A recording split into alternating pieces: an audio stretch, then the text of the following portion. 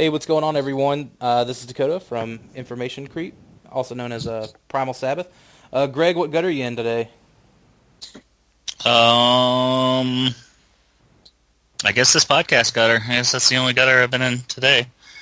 But, how's everybody doing? I'm doing fine, feeling better. Happy birthday, Walter. Yeah, happy birthday, Walter. This is the Walter birthday episode. Happy birthday, Walt. Originally, I was wanting to name this episode "F the Prowlice" because there's a lot of Prowl stuff. But like, I'm stuck between like that and "Happy Birthday, Walter" now. So yeah, Prowl is one of my favorite characters, so gotta be careful there with that. Oh man, but this is one of those episodes, man. We're finally covering RID all the way up to the Dark Prelude stuff. We're all super excited, right, guys? Greg's the most excited. Man, I really hate these books. See, the most excited. Spiros, what's going on, man? Where can everyone find not you? Too much. Well, this weekend I will have a table at Brandon Comic-Con in Brandon, Florida. So if any listeners are local, stop by and buy some of my stuff.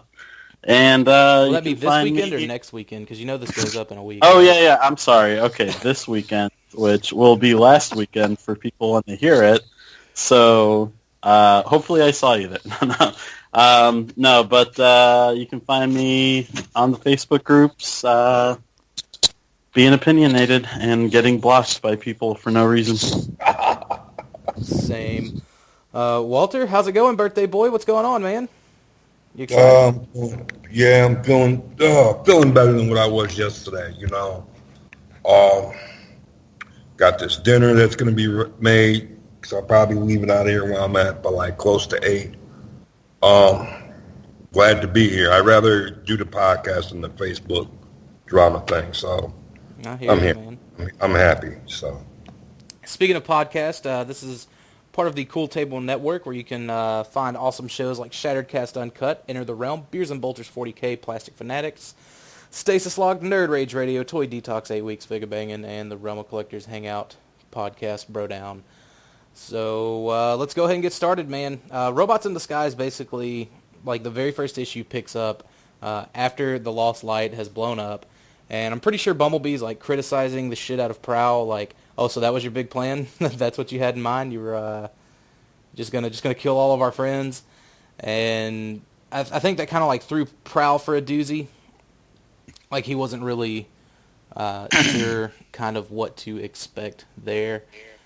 So Prowl's like going off and like doing his own thing, readjusting. So like Prowl was super duper sneaky during this whole like story arc. So he's Bumblebee and Metal Hawk are kind of having a power struggle.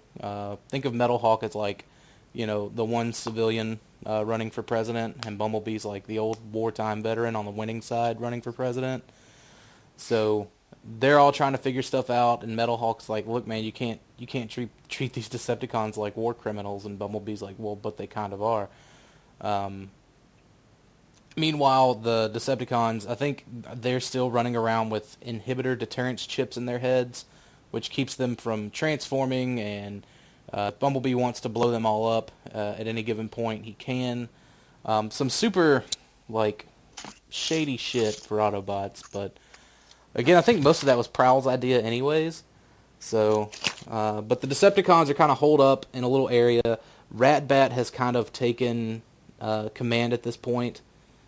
And it's funny because like there's still like dudes walking around calling him Senator, even though he's a cassette now. Yeah, which is weird because what was it in All Hell Megatron? He rarely said anything, and now he's just a senator. He command. Well, really? I remember if I and I could be remembering wrong, but I think in Megatron Origins, it showed like he was kind of like the insider senator for the Decepticons or something along those lines, and Megatron. I can't remember what exactly it was, but he did have himself a full body and all of that. When did they show him getting tape raped? Was that? That was the end of Megatron Origins. Yeah, that's right. Because Soundwave was like his political aide, basically. You know, Soundwave was his liaison with Megatron to keep like Ratbat's hands clean, and then once the Decepticons came to power, like Megatron basically gave Soundwave the gift of like subjugating his old boss, and like he forcibly like draws Ratbat's like essence into a tape alt mode. And like that's where the idea of tape rape came from, because like Soundwave basically forced Ratbat against his will into a tape alt mode, like to be one of his minions. Yeah, and I like they show it. It's basically banging his brain against the side of the tape. from behind, no less. So the proud Senator Ratbat is in control now of the broken Decepticon forces. Like, meanwhile, Starscream, I don't think he's really comfortable with that, or he's like having any part of that shit. So obviously Starscream's gonna scheme, but obviously Shockwave 2 will scheme, and so will Bombshell. So there's all these different like little sub factions, you know, kind of doing their own thing. Well, I love how Shockwave, anytime Ratbat or basically anybody, anytime anybody talks to him, he just says, "Whatever happens, happens." Like he gives no fucks at all about what's going on around him, because he's like so preoccupied with ores and, you know, traveling the planets and stuff. Yeah, he doesn't even care to be there. You know, he's working on like his own thing, clearly. So, like, and then also at that time, is this, like, I think I remember Swindle getting, like, the absolute shit beat out of him. Or, like, Swindle was, like, left for dead. And, like, you know, like, they had the Decepticons in, like, a work release program. And I think, like, where they were working in, like, little factories, like, little cleanup shops. Like, they're putting license plates together and, like, doing laundry and stuff like that. And they were the Autobots' like police force, and what had happened was Ratbat found a way to deactivate the inhibitor chips, and Terrible started beating the crap out of a nail, and Bumblebee and Metalhawk are watching this go down, and Bumblebee's like, "Fuck it, that's it, I've had enough," and Metalhawk's like, "Bumblebee, no!" and then he blows off Terrible's head, which actually it was Ratbat blowing the inhibitor chip. And Skywarp even says, like, "That was cold, boss." And Ratbat basically says, like, "If you want to make an omelet, you got to crack some eggs." Yeah, and which that really fucked up Needlenose too, because like didn't Needlenose have a thing for Terrible? Like, weren't they? Yeah, horrible. I'm sorry. You guys know how I am with G1 names. You're terrible with them? Sorry. Oh, yeah, it was horrible. Shit, fuck. I was just, I thought I heard you say terrible, and I was like, all right, I'll go with that. Yeah, that sounds right. Oh, because that goddamn Hasbro renames. They brainwashed me. They, Too bad they couldn't give him a cool backstory like Trail Cutter. Harder, faster, force field. But so yeah, like there was a lot of manipulation going on there, and Starscream ended up coming to like the Autobot castle. I'm gonna call it a castle. Fuck that, it's a castle.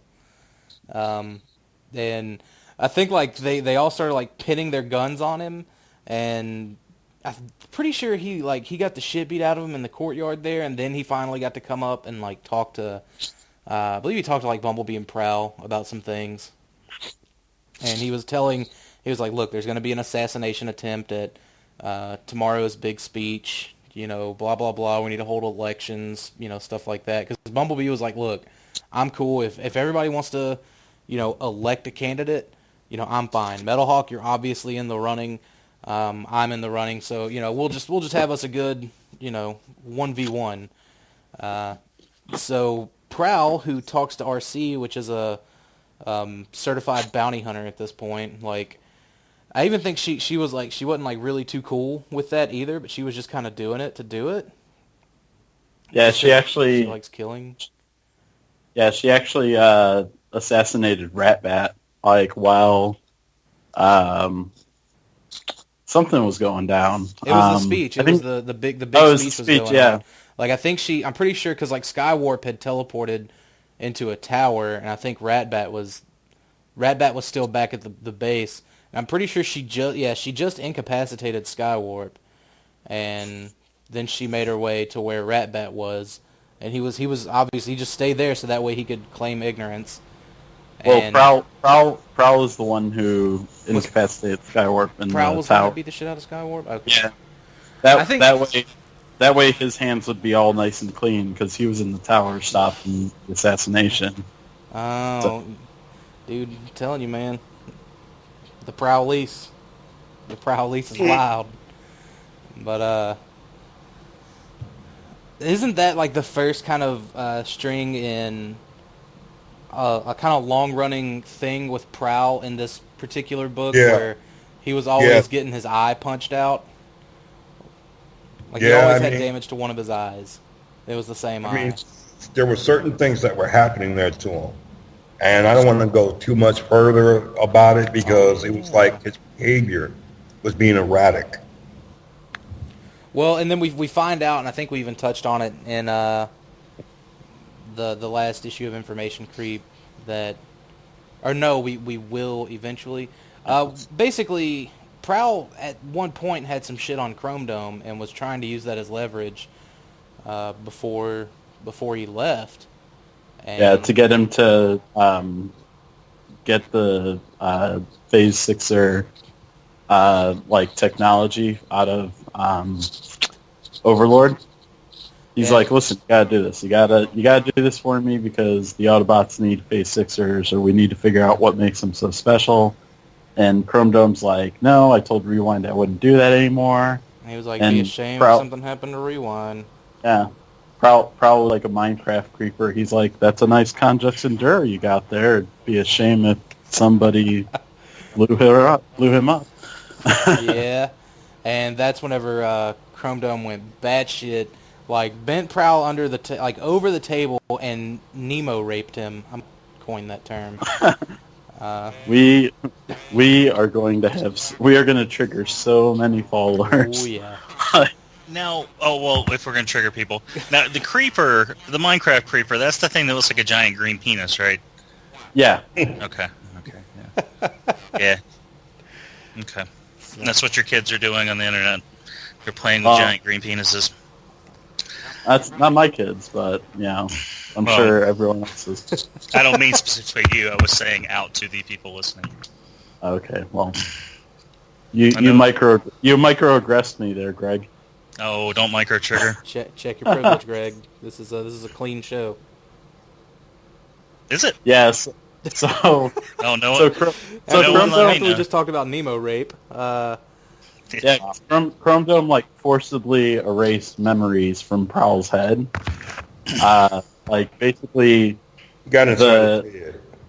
Yeah, he basically erased Prowl's knowledge that he had that led him to make the threat, and erased Prowl's memory of making the threat. So, when Chrome Dome left, Prowl flipped the table and didn't know why. Yeah. Whole table flipping. But there was also some more kind of at play there. Bombshell, who was kind of, those sneaky Insecticons, wanting to, and honestly, they're just wanting to be seen as equals. Let's be honest. I kind of felt for them. I think they were behind, Swindle showing up in a pool of his own, lubricants that Dirge found him. The whole time, Dirge is just wanting to be a good guy. Well, the Decepticons were hiding Dirge because he was a witness to RC killing Ratbat. So, he was in the Decepticon Witness Protection Program. But the thing is, he harbored some kind of ill feelings for the Decepticons, because they left his ass on Cybertron during the All Hail Megatron thing. He got pushed through the portal, and so he was just there. Oh, okay. That much I remember. But Meanwhile, somewhere out in space, Orion Pax is hanging out with Wheelie and Garnak and Hardhead at a alien bar. Sounds like a party. Right? And I think he comes across some cargo. Yeah, he's got like Jax's like holed up in a cargo container. And do they go to Gorlum Prime? They go somewhere. No. Okay. They go to a planet, like, I think it's the ice planet. The ice planet, that's right. Yeah, where Shockwave was there previously, and he murdered the Chozo people from Metroid. And then, like, they find him, and then they find Monstructor, like, cuddling with a rocket that's drawing the heat from the planet.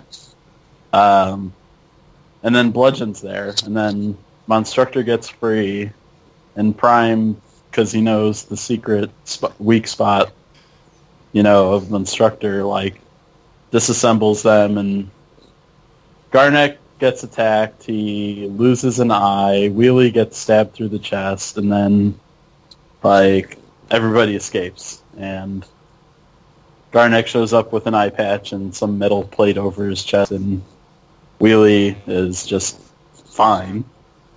Where's our Marvel Legends Garnak? That's what I'm wondering. I wouldn't mind that, How about we need to play with this too, Garnek. I mean, I don't know, man. Maybe worth firing up the old GoFundMe again. You know what I mean? But like while this is going down, and I think third time's the charm. Yeah, no shit. I don't know if this is before or after. I want to say this is actually after the whole election things, or like the whole big speech about the elections or whatever. So like while all that shit's going down, Bumblebee is kind of giving a speech. You have Bumblebee and Metal Hawk up on the stage, and like they're both kind of presenting their, kind of ideals and what they want to do. And then Starscream totally steals the show, and he's walking up on stage and being the charismatic leader he's always meant to be, I guess. And he kind of like tosses his hat in the ring as like someone else that's running to be kind of leader of the free people of Cybertron. So you've got a Nail, an Autobot, and a Decepticon, all kind of representing the three sides of the conflict, the ones that tucked tail and ran, the quote-unquote good guys, and then the quote-unquote bad guys. And I say that because I think lines are kind of like construed all throughout. But let's see. After that, while that's going on, Turmoil turns up in his ship, and he's sporting a pretty mean metal eye patch because he got stabbed through the eye. And he looks a lot like Impactor from the waist down. So yeah. So Comatose shows up.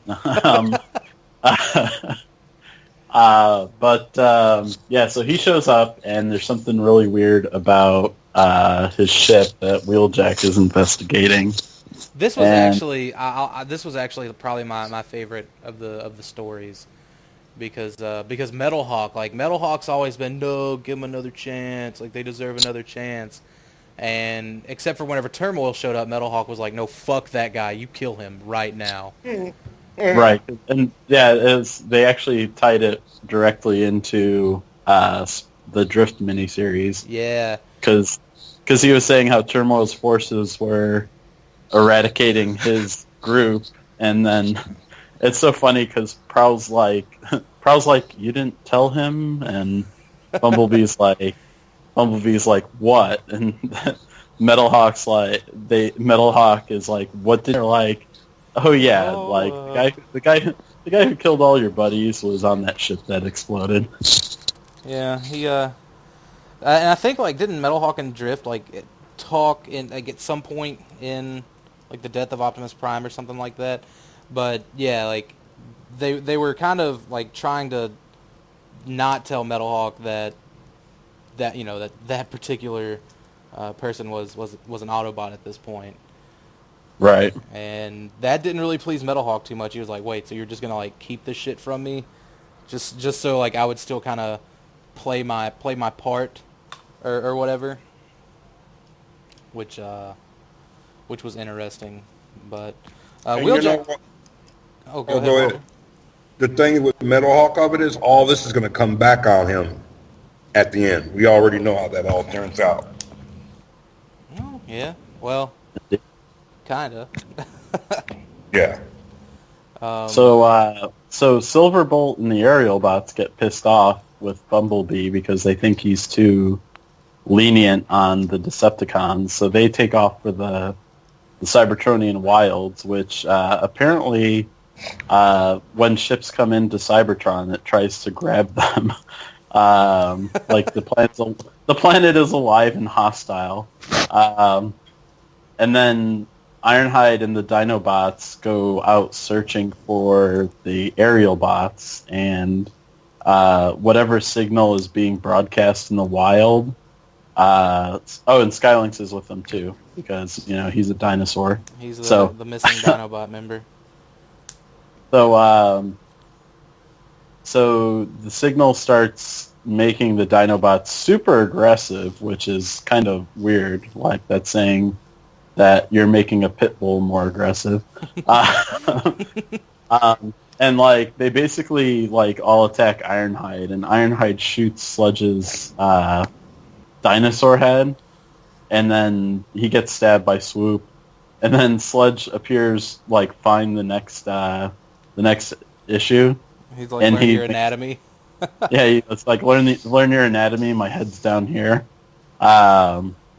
So then they fight through the chaos maddening signal, and they come upon the aerial bots, who are no longer the aerial bots, but they're a giant robot called Superion. That's accurate. Yeah. So, and then the election happens, right? Yeah, I think we'd skipped kind of what Wheeljack had found on Turmoil's ship. It was basically the ability to travel, laterally in time? Yeah, something like that. Yeah, some weird sciencey thing. And so Turmoil's dead, for what it's worth. No. He's not dead? Yeah. Yeah, I was going to say, I'm pretty sure he died. Oh, yeah, because Prowl, pops the inhibitor chips of all the Constructicons and a whole mess of other Decepticons, and Turmoil in some struggle, or no, it was Turmoil. Because Turmoil didn't have an inhibitor chip. No, but he didn't. Wheeljack, I think, Wheeljack had that little protective force field thing around him. And I think he blew something up with Turmoil inside of it, because he put it around Turmoil. Oh, right, okay, yeah. And then Wheeljack got put in a CR chamber. So Wheeljack's out of commission. He's healing right now. But in the underground slums, Prowl, who's still not really right in the head, goes down, like you said, and destroys the inhibitor chips of the Constructicons and I think Bombshell and Blur. He had managed to get Blur to work for him, and all Blur wanted to do was own and operate McAdams' old oil house. Yep. His own little bar. And anyways, so he got talked into doing that shit. And that happened as a result of one of the aerial bots, the 6th member who got blown up, standing right next to Dirge, and that kind of elevated the tensions in Iacon. And then the Decepticons started getting all uppity and started heading towards high command, when the election was going to happen. Oh yeah. Am I remembering that right? I think so. I think that was during the election. And then I think I think Starscream wins the election. Yeah, before that though, was the annual, like the stuff that happened in the annual, wasn't it? Oh yeah, okay, yeah. Which I mean, like annual. nothing major happened there. Like, and wasn't it the same Titan that It's the same Titan. Yeah, it's the same Titan from the More Than Meets the Eye annual because what was driving it crazy in the More Than Meets the Eye annual was the signal calling everyone back to Cybertron. So once it teleported to Cybertron, and then long and short of it is Metalhawk, Prowl, and Starscream go to the and Sideswipe found it too, didn't he? Because Sideswipe was there, yeah. So they go to the Titan, and then it comes alive and says that Starscream is the chosen one and the conqueror, and he'll bring like all of Cybertron together. And Prowl is just sitting there like, what the fuck? Let's sweep this under the rug, huh? The Titan, he's very old. He doesn't know what he's talking about. Hadn't had his applesauce today, so yeah. Also during the annual, we get some old Marvel G1 throwback art courtesy of Guido Guidi. I did like that, man, and it was the story. Go ahead. Oh, I loved. I mean, it was. I love the throwback art. Like Guido Guidi did an insane job on capturing that old Marvel G1 feel. Yeah, he really did. And it was basically the like the crew of Arc 1, so Nova Prime, Galvatron, Geoxys, Cyclonus, and Diatlas, who was in his Circle of Light days. They meet Omega Supreme, and they find the Crystal City, and it's basically a tale of Geoxys making Monstructor, and then Omega Supreme laying the smackdown on him. Yeah, because Omega Supreme was like, this is not how all become one. Like he disagreed with it. He was like, this is not what the Knights meant or they set out for. And the only reason Omega Supreme, like, that was really a focus was because I think they were asking Omega Supreme what he knew and remembered about this particular Titan. Yeah. It was interesting. Yeah, and I love how Nova Prime is, like, acting all, coy about being a total dick. He's like, no, I want all to become one, and I want Cybertron to be a grand utopia, and he's like, and then we'll spread our culture throughout the universe. And Omega Supreme is like, I don't know about that. Like, well, you have this like twinkle in your eye that really makes you look pretty fucking evil when you talk about this. Like whenever you have a speech, your eyes get really slim and beady.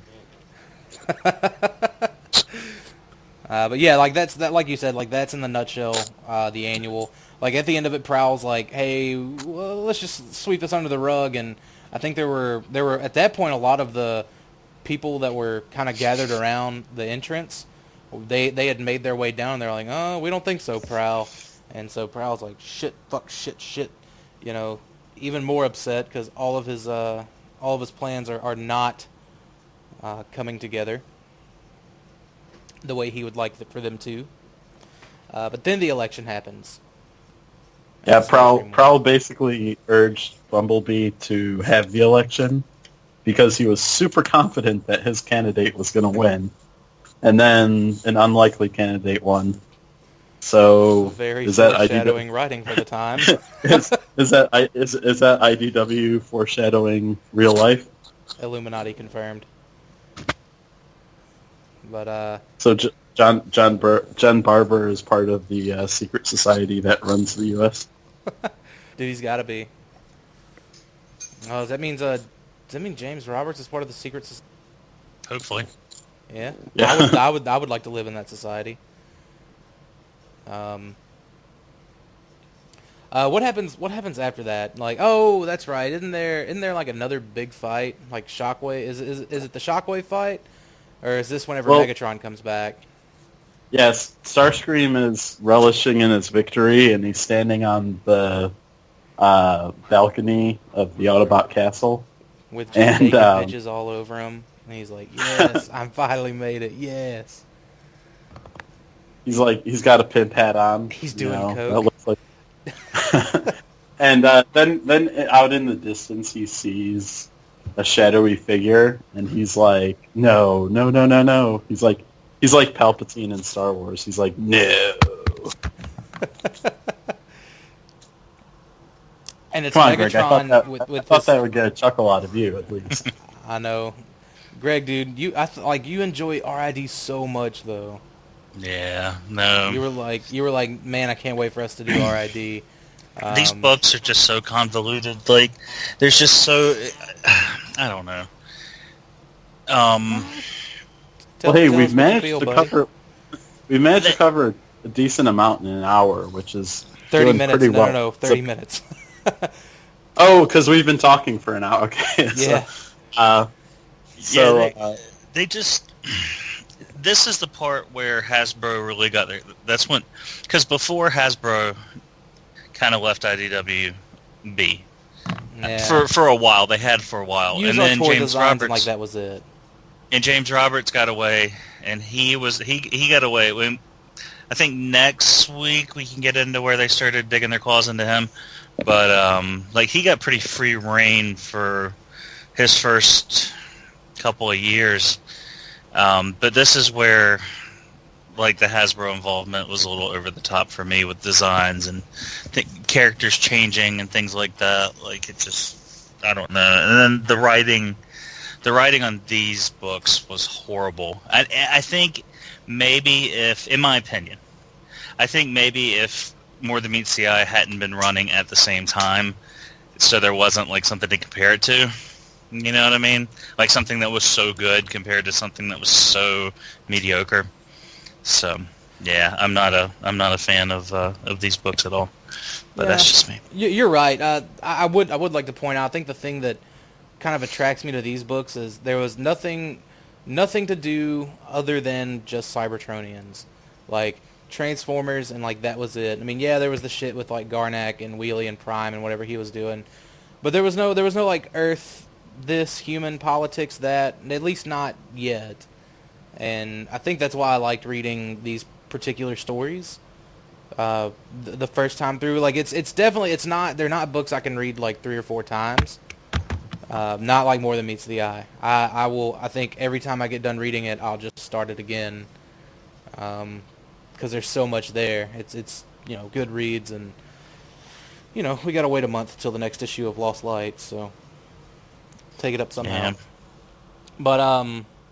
But yeah, you're right, man. It felt super Hasbro mandated, which I think as far as design wise and stuff like that, it was cool. I like the War for Cybertron designs personally. Granted, none of that really reflected the toys any, and I'm all for designs reflecting toys that you can buy at retail. I've always liked that. But not when it's so super spotty, you know what I mean? Well, and then they had characters like Metal Hawk. And when did they release the Metal Hawk? They just released some version of Metal Hawk in that box set, right? But that's it. They could have used that Beast Hunter Starscream mold. Yeah. They could have used the first edition Starscream mold, honestly. Yeah. Any of those Prime molds. I got a question. And I was just thinking about this a couple of days ago. How long did you guys think that IDW was going to keep this Transformer license? I think... How long do I?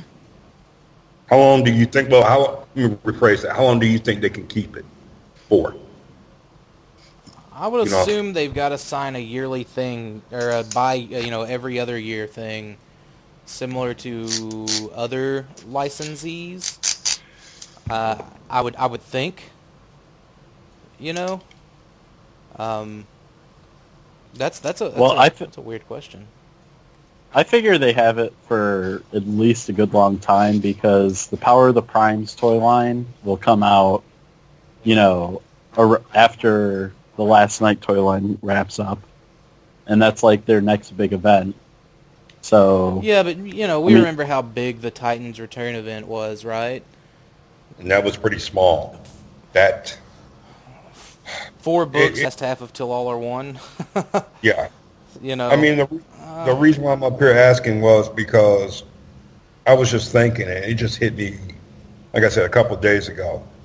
I wonder down the road, if possible, what Hasbro do, like they did with Star Wars. Marvel got that back. When you actually see that down the road, or Marvel just gets Transformers back. I don't know. I think with the Hasbro shared universe, I think it's going to be a long time before IDW loses the license. Well, there's some books have been getting canceled, like ROM. Mask, I think, got canceled too. I'm not sure about Micronauts. I'm sure that's going to follow. But Till All Are One get canceled. Yeah, but I think that's because the writer wasn't going to play ball with Hasbro, which I could kind of admire. And this is my other thing. I don't think Hasbro should not have no say in this. Well, that's it's there. Like, they own it. Like, I don't know, man. It's like, me personally as a fan, obviously as fans, we generally don't think that Hasbro has our best intentions in mind, and for the most part, I would agree with that. Like, whether it be right or wrong, I would agree. They don't have the best of us in mind, but they haven't been around for 150 fucking years or however long they've been around for nothing. You know what I mean? So I don't know. Yeah, they've been around because they've been eating children's souls. You're right. How else do you live for 150 years? Just like the Disney company. But well, wasn't that Cuban children that he was eating? Yeah. What was it? Robot Chicken? Where he was like frozen in the Disney World that's in Florida or Disneyland? Yeah, in Disney World. Disney World. Yeah, and he comes out in that spider body. He's eating Elan Gonzalez. Oh, man. The only reason why I brought that on up because I'm like, Star Wars is doing so well for Marvel, and I know Marvel's probably kicking themselves for like, man, we should have gotten the Transformer license back. But I think Transformers has done so well for IDW. I could see them being around for. But I don't think Marvel is really wanting to like deal with a property that somebody else owns, because like with that there are stipulations. Like, I think that if Hasbro just totally backed off and let all of the writing teams at IDW do what they do best with no limits, no limitations, like, hey, let's try to keep this as kid-friendly, like, as absolutely minimally possible. If they just let them go, if they just let them cover, for the most part, they do cover some pretty heavy topics and things like that, but not to the length I think they could. Like, I don't know, man. Like, put out a Wreckers ongoing, and just have it be the most brutal fucking story ever. But they won't do that because it'll be too dialed back. You know what I mean? Like, yeah. I don't know, Sins of the Wreckers was pretty dark for what it was. Yeah, but I'm talking like fucking brutal, like even more brutal than that. Like what the Wrecker story should be. In my mind, like I don't know, like you're right, dude. Sins was dark, and I liked Sins, but it's again we're getting these Wreckers kind of mini series like every 4 or 5 years apart. Yeah, but I think the Wreckers are one of those teams that work well with limited exposure, because like look at the Dinobots, like month, and everyone was just like, okay, whatever, who cares? So, the Wreckers are cool, and I think they should kind of keep them as a niche kind of team, because honestly, like the Wreckers are like Wolverine. They're super cool, but if you get too much of them, they become a one-trick pony. Yeah. Yeah, I mean, I see what you mean, but also like as far as like a Wreckers ongoing, like not one where it's just like, hey, everyone's dying again, but like really showing them kick ass, like even do some backstory issues, something to show like how efficient they are in not giving a shit and breaking laws and essentially like being war criminals without having to pay for their crimes. Like, I don't know. That's something like I really think I even think that was kind of dialed back from what it could have been too, but like not to get too off tangent. Yeah. I think Marvel would be cool with writing that, but I don't think Hasbro would let them.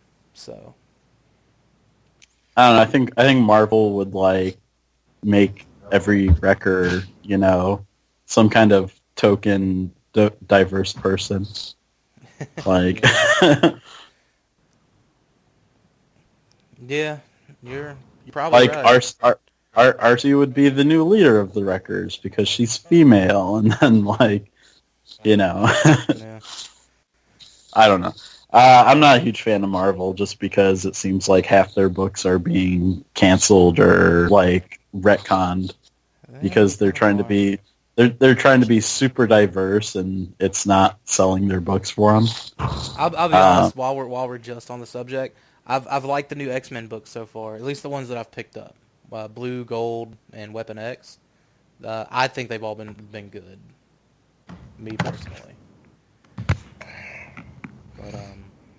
But I mean, for the most part, you're right. You're right about all the other stuff.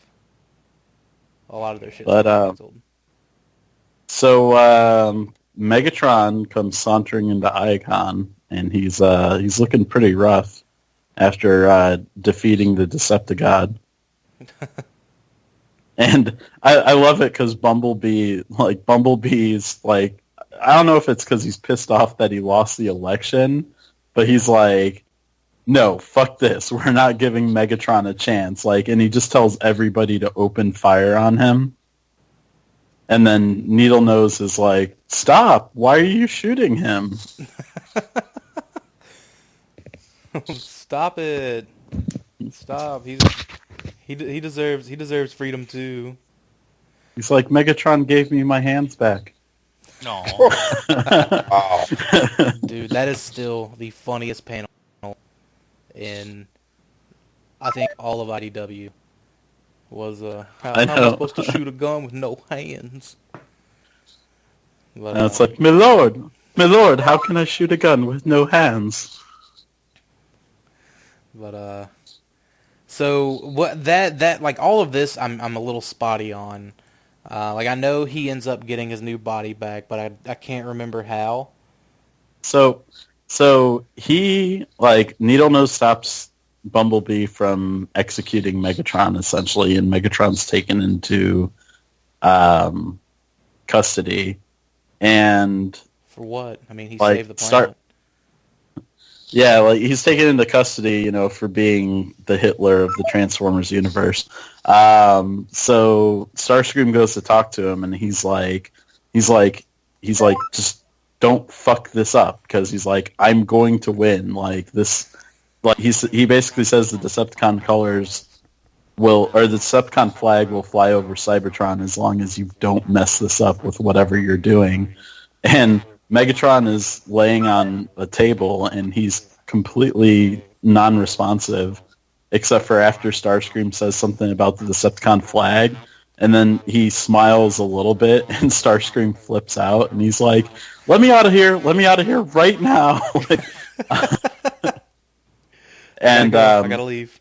I need to leave. So the Decepticons start marching towards High Command, and towards the jail, actually, because they want to free Megatron. And the Autobots are, gearing up for a fight. Blur's boarding up McAdams, and a bunch of Decepticons are like, no, we like it here. We just want to get drunk with you guys.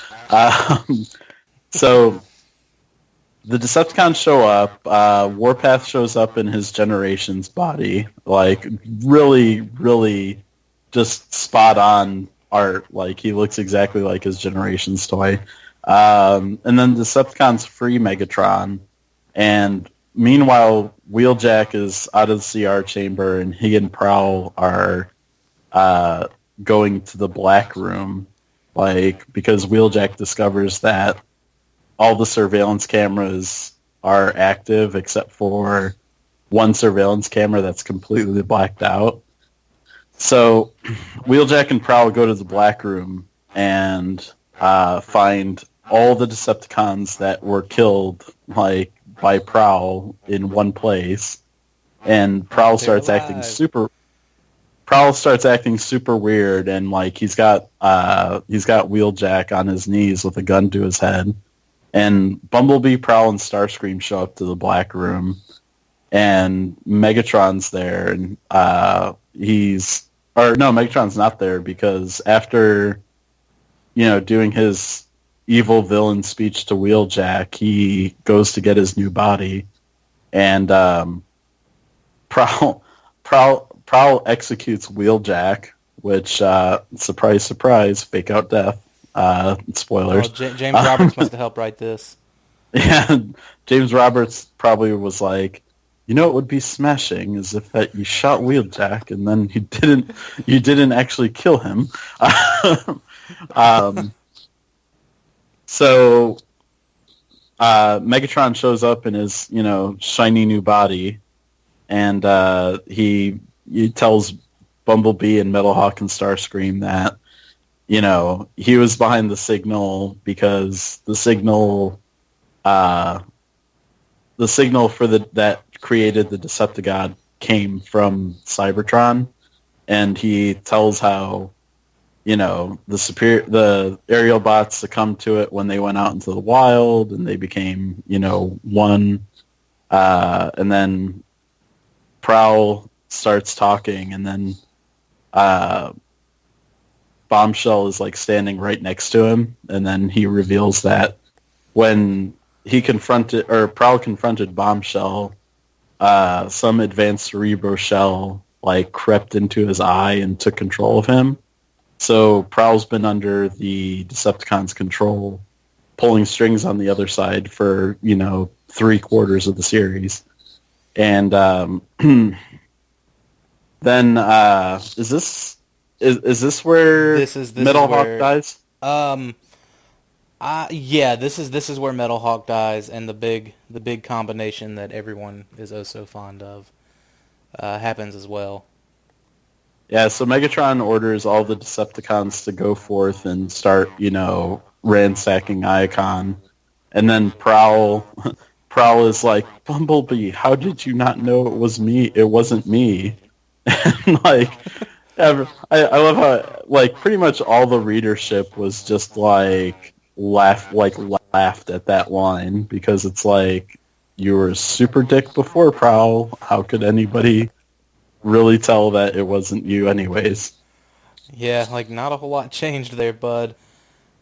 So then Decepticon Megatron basically reveals that Prowl has been augmented to become part of Devastator, and then Devastator rises up from the prison, or from the Black Room, with nice big red chevrons on his head.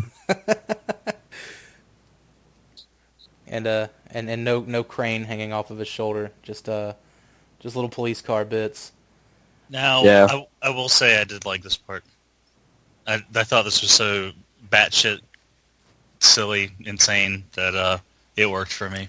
Yeah, because this whole part of the arc. Hook became a leg at this point, right? Yeah, he took Scrapper's place. Yeah. So, which when Generations Devastator came out, I was like,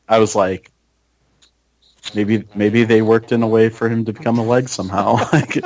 There's Dude, you can only hope, there's right? this that Hasbro went above and beyond, once in the past 5 years. You know what you got instead though? No elbows. Hey, that's a pretty good trade. It's a damn good right? trade. No elbows. And and a gorilla long haul that was twice the size of every other member. Yeah. That long haul never didn't bother me as bad as No Elbows. If there would have, man, if there, like, of all these fucking third-party Devastators coming out, why no one has made the Prowlice with a hook that can become, the head, upper chest, or leg is beyond me. Like, I think there's still enough. I think the reason for that is IDW isn't as huge a thing in Japan and China as it is over here. So, and I mean, third parties primarily make their stuff for, the Asian market. Like Greg and the guys on SCU were talking. No, you're right. It's mostly for the Chinese market. Well, like they were saying that Toy World and TFC are huge over there. Yeah, that's why Toy World just kind of does whatever the fuck they want because they sell more product than, Yeah. And that's why Takara caters to the Japanese market because that's where they're based. That's their market. And these entitled fanboys don't understand it. I think honestly the only third party that caters to like the North American worldwide crowd is Mastermind Creations, just because they're primarily focusing on like IDW designs. I would like to also throw out that SXS Toys seems to be doing that too. With all three of their releases. Yes, I mean, well, so far it's 3 for 3, right? The blur I didn't like. I'll be honest, it was too blocky. Was SSX the Gears as well? Yeah, I was gonna say that Gears came out. Fuck, how long has SCU been going around? Because that Gears predates SCU, and they're only on their third figure, and they're just in test shot phase. Yeah, which I think that's due for a release like later this year, because it looks like they're in like final colors test shot phase, like pre-paint. Their Superion head upgrade set for that god awful TFC set, fantastic. Really, if you're still clinging on to third party 4 years ago and you still have Uranus, that head upgrade set by SXS, if you can find it, is fantastic. Yeah, because Continuously Variable was like, what, 3 years ago, 4 years ago? What was that? Was that the... That was the Gears, with the strangest third-party name ever. Yeah, I think that was 4 years ago. They released it as the recolor, too, or the remold, and I don't even remember what it was, and like that went with like zero fanfare. I don't think that toy was bad. I mean, it definitely wasn't worth third-party price, but I mean, it was on par with a decent Hasbro figure. I wish they would have put the level, like kind of going back to overclocking their blur. I wish they would have put the level of, I don't want to say time, because I think for what it was, like for the time when third-party stuff was primarily, these chunks of blocks and whatnot, it did the job. It wasn't that perfect IDW, like, spotlight blur or even this RID blur looking body, but it was close. It was the right design. I just wish they could have curved some things and maybe slimmed some things up. I thought that was a fantastic toy. Yeah, I love that thing. It may be well built. It's just it's too blocky. I think it's too blocky for what it was trying to achieve. But their Hot Flame, I think their Hot Flame looks really good. That looks like it's the Roche design stepping right off the paper. Yeah, it looks pretty sharp. Not gonna lie. I'm getting both. I'm getting Calidus and Hot Flame. Like I couldn't decide. Oh yeah, I mean, like I already have Calidus pre-ordered because Lenny was like, "Get your pre-orders in now," because he's actually doing official photography for Planet Steel Express. In case any of the Cool Table Network were wondering how Fair Leonard was doing, he's doing all right, and so yeah, I mean, and SXX like or SXS, I mean, like they have the Uranus headset. They did the head for Citizen Stack, which despite not having any ratchets where it should, it's a pretty decent figure.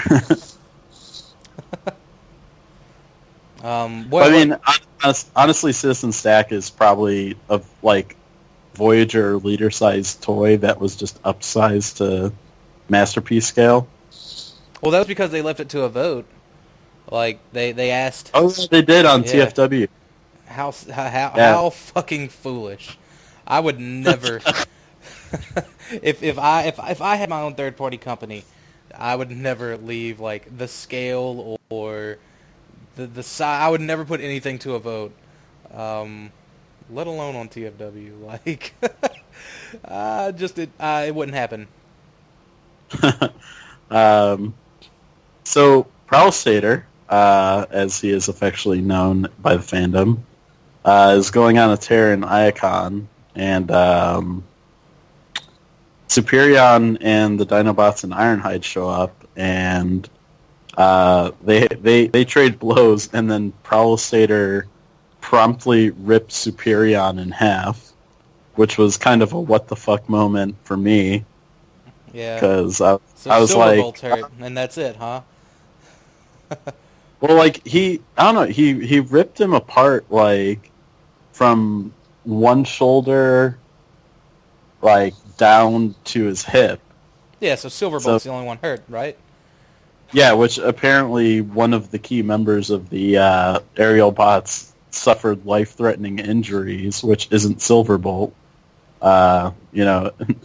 Preview for Combiner Wars people. Who was it? Firefly or it doesn't matter. Well, whatever the Slingshot? Was it Slingshot? Slingshot, because he was the one replaced by Alpha Bravo. Yeah. But how did they I don't remember how exactly they stopped Megatron. Apparently Wheeljack built some kind of stasis field. Oh, it was his little force field thing, and same way he took out Turmoil. Yeah, he built it he installed it in Megatron while he was in captivity. And that's right, they gave him a new body. It was the Autobots that gave him a new body. Wasn't it? No, I think the Decepticons made that new body, because Shockwave... That's right, Shockwave put the portal in there. Yeah, Shockwave, took advantage of Megatron's space bridge. So yeah, lots of stuff happens. Decepticons are tearing up Iacon. Megatron gets stopped, and then Starscream, and I think this is pretty much where it ends before the Dark Prelude happens. But Starscream tears off his Decepticon insignia in front of the nails to say, hey, I'm completely non-affiliated. Yeah, and then he basically banishes all the Autobots and Decepticons from Iacon. This is after he shoots Metalhawk in the back, effectively killing him. Oh yeah, because that was the big deal. I think Metalhawk was his one true competition in being the leader of Cybertron. And it was Starscream can't let old ways die, so he has to stab someone in the back and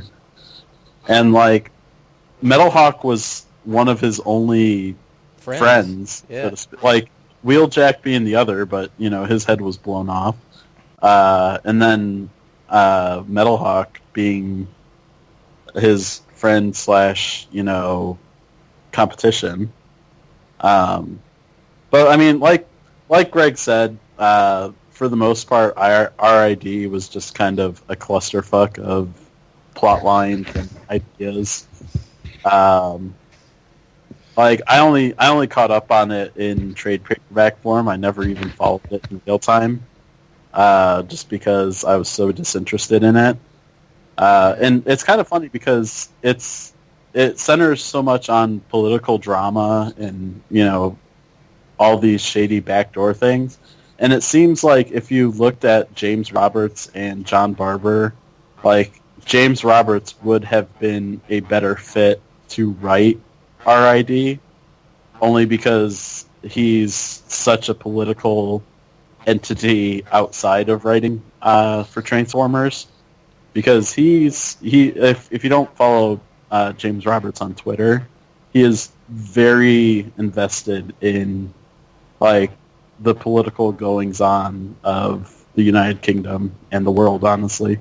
And I guess his background prior to becoming a Transformers writer was he worked in social services in the UK. Oh wow, that I didn't know. So there's the old what were you like for the first couple episodes? Not the fact checker. Just the useless trivia. That's it. Yeah. Font. There's our trivia king coming back again. But like I don't know, RID. Yeah, I mean it like, and I think John Barber took it upon himself to try to iron out every wrinkle in the continuity with RID, which led to some strange like storylines and plot like points. Like one of the things we didn't talk about, and I don't know if I think it may be part of the Dark Prelude stories, but while Prime and Wheelie and Garnak and Hardhead are running around, like they go to that they go back to that Spotlight Wheelie planet, and you kind of see like I believe you see the Reflector Trio like chasing them again, and come to find out like that's how all of that happened, because isn't like time and space really warped in that particular like area of space? Yeah. So, yeah, because it's one of the ores that Shockwave seeded. Right. So like and it's yeah, because they dedicated issues of RID to the Syndromica storyline, which is the one that follows Orion Pax, Hardhead, Garnak, and Wheelie. Kind of like setting up the ores and Shockwave and Geoxys and all that. So the big Dark Cybertron story and event. That's one like that's actually I really can't wait till we do that, because at least on the More Than Meets the Eye side of things, there's a lot of really funny panels in the Dark Cybertron thing. Like I liked that side of the writing. I mean, I don't know. I guess I liked it both like equally enough, but I thought that was a solid event. A lot better than the Revolution event. But we'll get to it, I guess. Yeah, and I mean, it was the first time we saw Hasbro actively take a putting their hand into the pot, so to speak, of the IDW universe. But like, it's kind of funny. You don't realize how much Hasbro probably played a part in RID until after Dark Cybertron, because there's so much of RID that fed into Dark Cybertron. Yeah. I'll be honest, man. I think for me personally, RID picked up a little bit. Like it picked up after the Dark Cybertron event. They still kind of took it to a place I didn't really care for, but for the most part, I think it improved. Yeah, because I mean, I like that. I liked where RID went with bringing Galvatron into the Decepticon fold. Not to spoil too much, but if you're tuning into this podcast, more than likely you're a fan of the comics, so you're just kind of enjoying our stroll through memory lane. Right. Greg's had the best stroll this week. Oh no, okay, we'll cover it with the Dark Cybertron Preludes, Greg's favorite issue of More Than the Eye. Yeah. But I was actually skipping ahead a little bit to see where we were, because I didn't bother even looking back at these issues. I remember the big parts of it, but I was trying to figure out where the Shockwave backstory issue falls into play. But that's... Oh yeah, is that a Dark Prelude story? Because I felt like that was a Dark Prelude story. Yes, it is. Yeah. Yeah, because it was. I remember because the covers were kind of like mirror covers, where one cover was Soundwave and all his minions, and then the next issue, or the previous issue, was Shockwave and I guess, his minions, so to speak, like Jaxus, Monstructor, and Bludgeon. Because I actually did pick up That's funny how the those. student becomes the master in that particular story. Oh, yeah. Yeah. Like, there's a lot of Dark Cybertron that, was pretty good in my mind. I mean, it wasn't like this flawless masterpiece, but just for the speaking record, of, just for the record, the Shockwave issue is actually the next numerical issue of Robots of Disguise at 17. Oh wow! Oh yeah.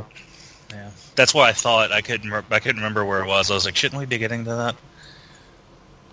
Yeah, but I think that's a next week thing, and this is nice, man. We kept it like right at an hour, give or take.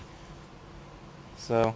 Oh, one thing we didn't cover last week in the Morton Meets the Eye episode were the spotlights that were in the Morton Meets the Eye universe. Or actually, we did cover the Spotlight Trailbreaker. Yeah. But we didn't cover cover the Hoist, the weird, which was the Hoist, so which is strange. one of the weirdest.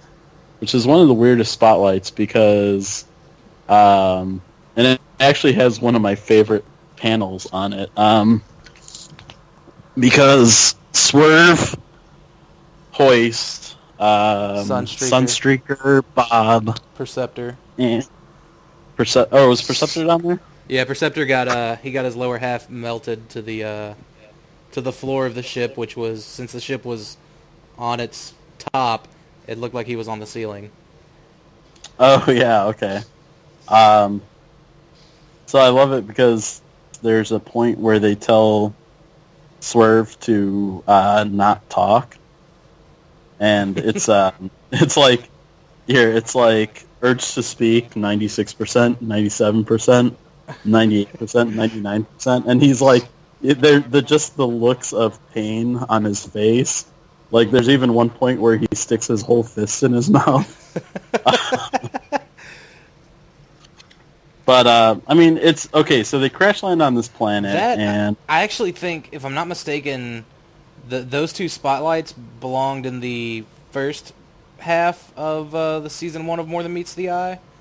Because I think that was the first time we actually saw Tarn. Because that was, like, before issue 7, I believe. No. I think it actually took place after, because, took place after? Yeah, because they made a point of, like, saying, like... Tarn, you've seen Tarn, or you might be right. I might be wrong. And it may be in the hardcover where they could have possibly switched that up. The Phase 2 hardbacks. Mm-hmm. But yeah, go on. That was. I love how they're saying Swerve's talking about Decepticons combining.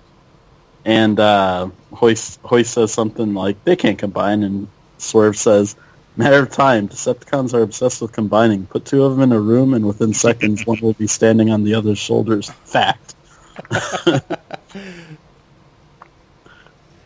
Then we see... Oh, go ahead. Yeah, so then they venture out into the planet, and Hoist is sporting a pretty mean crossbow hunting knife, like a Bowie knife, and a quiver of arrows, and so then we see Tarn, and he's about to execute Sunstreaker, and then we get the mother of all, Decepticon combiner, which is Over Mega 6-Wave. Over Mega 6-Wave.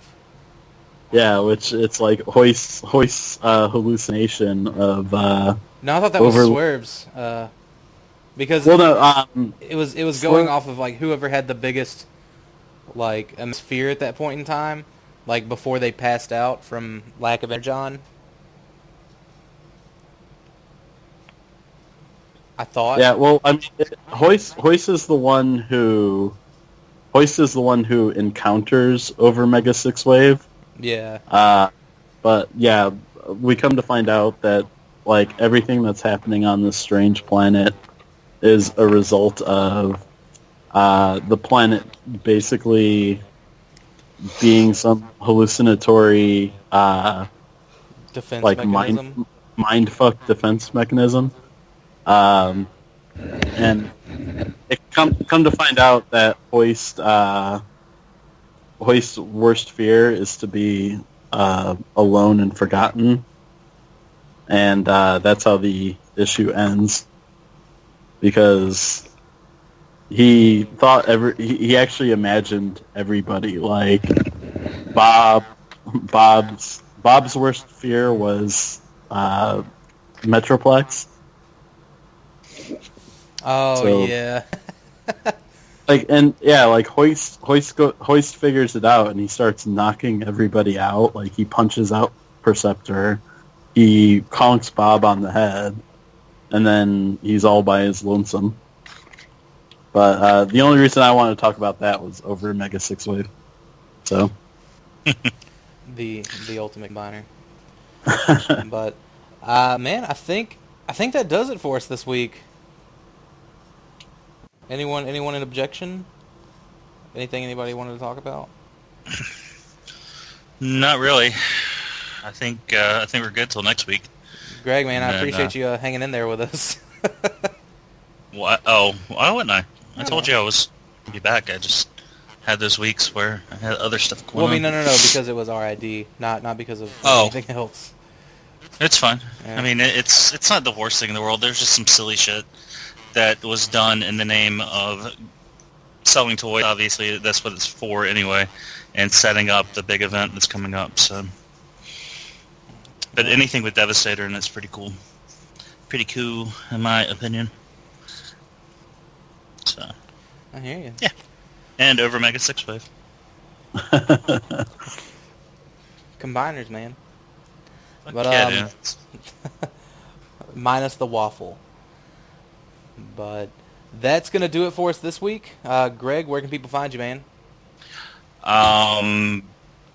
Playing Friday the 13th on Xbox One and Shattercast and the various groups that I work in.